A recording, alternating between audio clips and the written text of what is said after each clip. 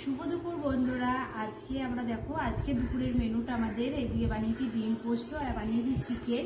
আর আজকে আমার দিদির সঙ্গে আজকে দুপুরে আমার বাড়িতে দুপুরে আজকে দিনটি আমার দিদির সঙ্গে খাওয়া দাওয়া হবে।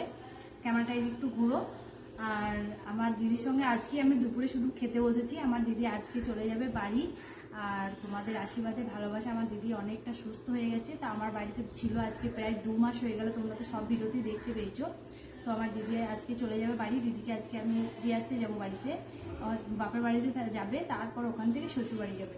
তো দিদি এখন ভালো আছে। তো তোমরা অনেক সুস্থ থাকো, ভালো থাকো। আর আমার দিদির সঙ্গে আজকে আমার সত্যি সত্যি আজকে মনটা অনেক খারাপ।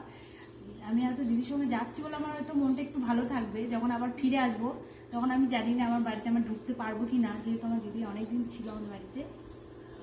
তো কি বলবো, তো দিদিকে একটু দেখা খাওয়াটা ভালো করে দিদিকে মুখটু ঘুরিয়ে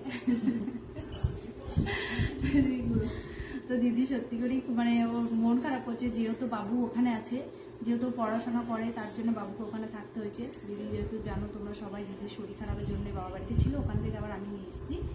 তো সবাই তোমরা সুস্থ থাকো, ভালো থাকো। শুভ দুপুর বন্ধুরা। আর তোমাদের ভালোবাসায় আমরাও অনেক সুস্থ আছি। টাটা।